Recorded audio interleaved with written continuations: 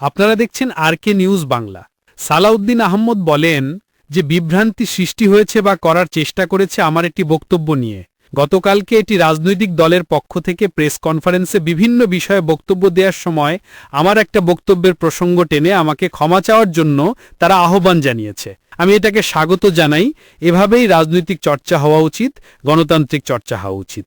যথেষ্ট সম্মানের সাথেই তারা কথাগুলো বলেছেন, তা আমি মনে করেছি এই বিষয়টা পরিষ্কার করা দরকার। গতকালকে সকালে শহীদ রাষ্ট্রপতি জিয়াউর রহমানের মাজারে আমাদের একটি সংগঠনের পক্ষ থেকে জিয়ারত এবং পুষ্পমাল্য অর্পণের একটি অনুষ্ঠানের পরে আপনাদের সাথে কথা বলার সময় আপনাদের প্রশ্নের উত্তরে আমি কিছু কথা বলেছিলাম। সেটা আমি আমার ভিডিওটা দেখে আবার এখানে প্রিন্ট করেছি, সংকলিত করেছি।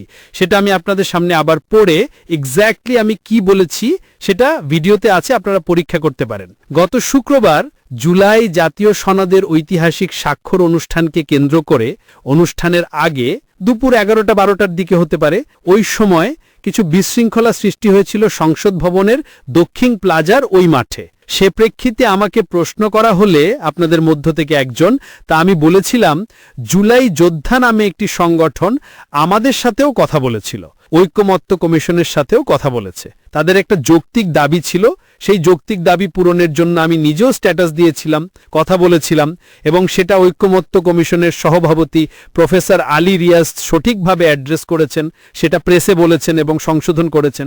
এরপরে তাদের অসন্তোষ থাকার কথা নয়। যে সমস্ত বিশৃঙ্খলা হয়েছে আমরা খোঁজ নিয়েছি, এটা তদন্তাধীন আছে। দেখা গেছে এখানে জুলাই যোদ্ধাদের নামে কিছু সংখ্যক ছাত্র নামধারী, সেটা ইন্টারভিউতে আমি দেখেছি, কিছু উশৃঙ্খল লোক ঢুকেছে। সেটা ফ্যাসিস্ট সরকারের ফ্যাসিস্ট বাহিনী বলে আমি মনে করি, এবং আওয়ামী ফ্যাসিস্ট বাহিনী যে এখনো সমস্ত জায়গায় বিভিন্ন ফাঁকফোকরে বিশৃঙ্খলা সৃষ্টি করার চেষ্টা করছে সেটা গতকাল দৃশ্যমান হয়েছে। এখানে কোনো জুলাই যোদ্ধা, সঠিক কোনো জুলাই অভ্যুত্থানের সাথে জড়িত কোনো সংগঠন অথবা কোনো ব্যক্তি জড়িত থাকতে পারে না।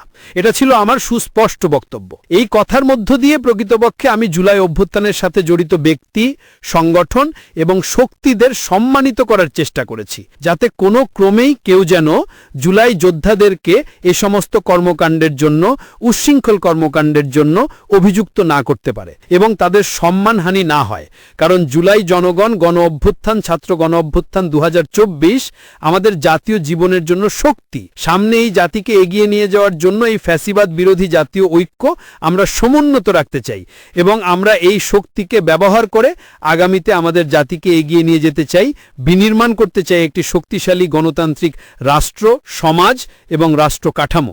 সেই জন্য আমরা সবসময় তাদেরকে সম্মানের চোখে দেখেছি, দেখব, দেখতে হবে।